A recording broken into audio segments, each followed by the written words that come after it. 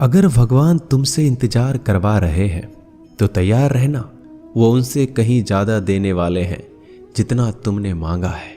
जिस तरह लोग मुर्दे इंसान को कंधा देना पुण्य समझते हैं, काश इस तरह जिंदा इंसान को सहारा देना पुण्य समझने लगे तो जिंदगी आसान हो जाएगी। मत सोच इतना जिंदगी के बारे में। जिसने जिंदगी दी है उसने भी तो कुछ सोचा होगा।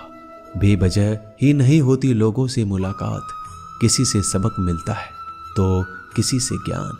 श्री कृष्ण कहते हैं, किसी को दुख देकर मुझसे अपने सुख की इच्छा मत करना।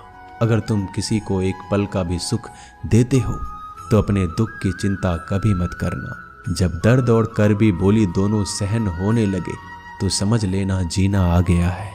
कौन क्या कर रहा है, कैसे कर रहा है, क्यों कर रहा है, इन सब से आप जितना दूर रहेंगे उतना ही खुश रहेंगे। हंसते रहो तो दुनिया साथ है, वरना आंसुओं को तो आंखों में भी जगह नहीं मिलती। जीवन में जो होता है वह किसी वजह से होता है। या तो वह आपको कुछ बनाकर जाता है या फिर कुछ सिखाकर। कटना, पिसना और अंतिम समय तक निचोड़े जाना गन्ने से बेहतर कौन जानता है कि मीठा होने का नुकसान कितना होता है। जब कोई दिल दुखाए तो सबसे बेहतर है कि हम चुप हो जाएं, क्योंकि जिन्हें हम जवाब नहीं देते उन्हें फिर वक्त जवाब देता है। अंधे बहरे गूंगे बनकर अपने लक्ष्य पर ध्यान देते रहो। यहाँ इतने खाली लोग हैं कि ना खुद कुछ करेंगे और ना करने वालों को कुछ करने देंगे और उनका मनोबल भी तोड़ देंगे। लोग जरा सी बात पर आपको छोड़ देते हैं और भगवान जरा सी प्रार्थना से आपको थाम लेते हैं। कर्मों से डरिए, ईश्वर से नहीं। ईश्वर तो माफ कर देता है मगर कर्म नहीं। यह अटल सत्य है कि जैसे बछड़ा 100 गायों में अपनी माँ को ढूंढ लेता है, उसी प्रकार कर्म अपने कर्ता को आज नहीं तो कल ढूंढ ही लेता है। नीयत साफ और मकसद सही हो तो यकीनन किसी न किसी रूप में ईश्वर भी आपकी मदद करते हैं। जिंदगी में जितना शांत रहोगे अपने आप को उतना ही मजबूत पाओगे, क्योंकि लोहा ठंडा होने पर मजबूत होता है। गरीब रहोगे कोई ध्यान नहीं देता। मेहनत करोगे तो सब हंसेंगे, लेकिन जब कामयाब हो जाओगे तो सब जलेंगे। जिंदगी वो हिसाब है जिसे पीछे जाकर सही नहीं किया जा सकता। इसलिए आज में सुधार करें और पुरानी बातों को अनुभव की तरह इस्तेमाल करें। जिस जिंदगी में उत्साह, लक्ष्य और अनुशासन ना हो उसे जिंदगी जीना नहीं, जिंदगी काटना कहते हैं।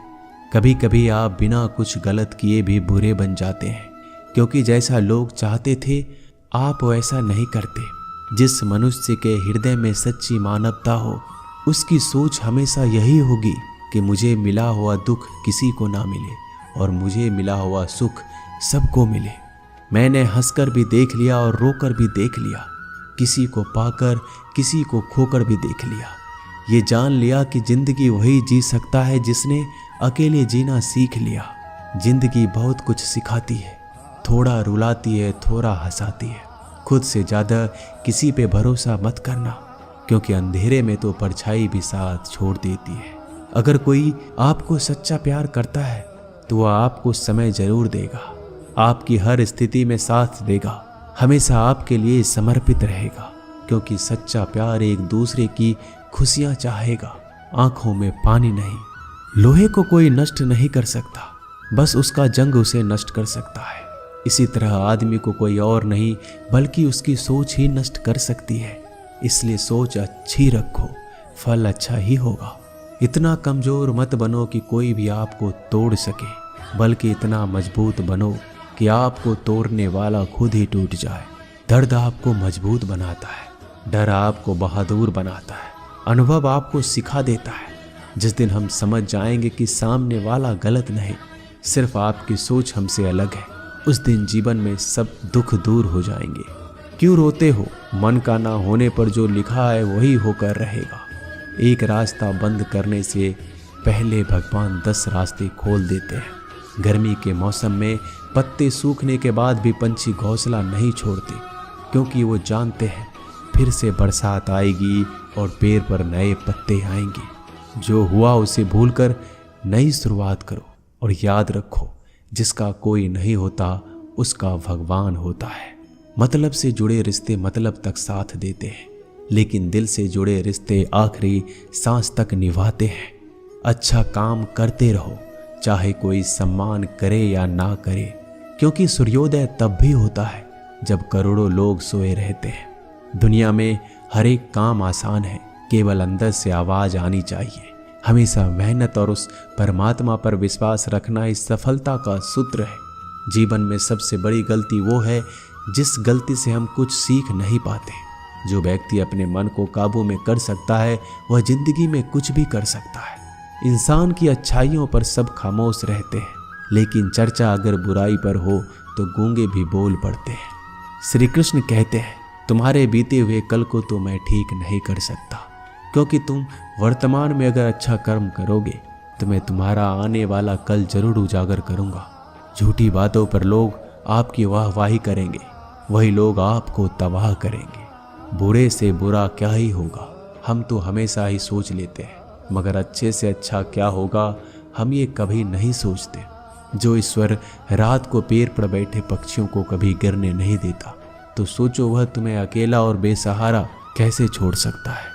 आज के ज़माने में कोई अपना नहीं होता, सिर्फ लोग तब तक साथ देते हैं जब तक उनका स्वार्थ होता है। अगर कोई अकेला है तो इसका मतलब ये नहीं कि उसे कोई पसंद नहीं करता, बल्कि वह अकेला इसलिए है क्योंकि उसने दुनिया की औकात जान ली है। एक बार राजा और उसका मंत्री तलवार को साफ कर रहे होते हैं। तलवार को साफ करते समय अचानक राजा के पैर पर तलवार गिर जाती है और राजा की पैर की उंगलियां कट जाती है। उस राजा को उंगली कटने के कारण बहुत ही तकलीफ हो रही थी, बहुत ही दर्द हो रहा था। लेकिन उसका मंत्री कहता है, शांत रहिए महाराज, जो कुछ भी होता है अच्छे के लिए होता है। राजा को यह बात सुनकर गुस्सा आ जाता है। वह मंत्री से कहता है कि मेरी उंगली टूट गई और तुम कह रहे हो अच्छे के लिए हुआ। वह मंत्री राजा को समझाने की कोशिश करता है, पर वो नहीं मानता और बिना सुने गुस्से के कारण मंत्री को काल कोठरी में बंद करने का आदेश दे देता है। पर मंत्री को इस बात का कोई दुख नहीं था, क्योंकि उसका अभी भी यही कहना था कि जो होता है अच्छे के लिए होता है। वो अपनी खुशी से ही अपने आप को सैनिक के हवाले कर देता है। राजा इस बात को सुनकर चौंक जाता है, सोचता है कि मेरा मंत्री कितना मूर्ख था। उसे लग रहा था कि मैंने उसे अच्छाई के लिए कैद कर दिया। इस घटना के 3 महीने बीत जाते हैं। एक दिन राजा अपने सैनिकों को लेकर शिकार करने के लिए जंगल में जाता है। राजा को एक हिरन दिखता है। हिरन का पीछा करते करते राजा घने जंगलों में चला जाता है। वह हिरन को पकड़ नहीं पाता और जंगलों में खो जाता है। वो बाहर आने के लिए रास्ता ढूंढता है, लेकिन रास्ता उसे नहीं मिलता। तभी कुछ आदिवासी लोग उसे घेर लेते हैं। उन लोगों को पता नहीं था कि वह राजा है। वो लोग अपने देवता को बलि चढ़ाने के लिए एक इंसान को ढूंढ रहे थे। आदिवासी लोग राजा को पकड़कर अपने इलाके में ले जाते हैं। राजा उनको बार बार समझाने की कोशिश करते हैं, लेकिन वो लोग कुछ भी नहीं समझ रहे थे। वो लोग खुशी से नाचते हैं और राजा को नहलाकर बलि चढ़ाने के लिए उनको कपड़ा पहनाते हैं। अब राजा को लगता है कि वो मरने वाला है। जब आदिवासी लोगों का मुखिया राजा को मारने जाता है, तब देखता है कि राजा की पैर की उंगली कट चुकी है। इसको देखकर उसका मुखिया कहता है कि इस इंसान की बलि नहीं दी जा सकती, क्योंकि ये इंसान पूरा नहीं है, एक अंग कटा हुआ है, और उनके भगवान को एक पूरे इंसान की बलि ही दी जा सकती है। अगर ऐसे इंसान की बलि दी जाए जिसका अंग पहले से कटा हुआ है, तो उनके देवता खुश होने की जगह नाराज हो जाएंगे। फिर वो लोग राजा को छोड़ देते हैं। राजा खुशी खुशी अपने महल चला जाता है और सोचता है, अगर मेरी उंगली उस दिन ना कटी होती तो आज मेरी मौत हो जाती। इसका मतलब मंत्री सही कह रहा था, जो कुछ होता है अच्छे के लिए होता है। फिर राजा अपने सैनिकों को आदेश देता है कि जल्दी से जाकर मंत्री को रिहा किया जाए। फिर राजा मंत्री को अपना पद वापस देते हैं और पूछते हैं, मंत्री उस दिन मेरी उंगली कट गई, मेरे लिए अच्छा हुआ, मैं मान गया, लेकिन तुम जेल में हो, इससे तुम्हारा क्या अच्छा हुआ। मंत्री खुशी खुशी राजा से कहता है, महाराज आप शिकार के लिए जाते तो आपके साथ मुझे भी आना पड़ता, और अगर मैं आपके साथ जाता तो वो लोग मुझे मार देते।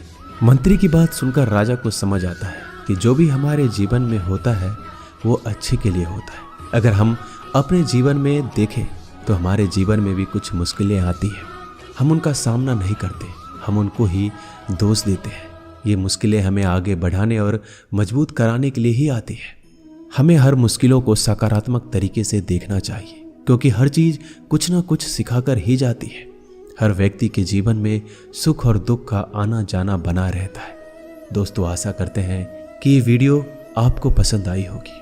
मिलते हैं जल्दी नए ज्ञानवर्धक वीडियो के साथ। धन्यवाद।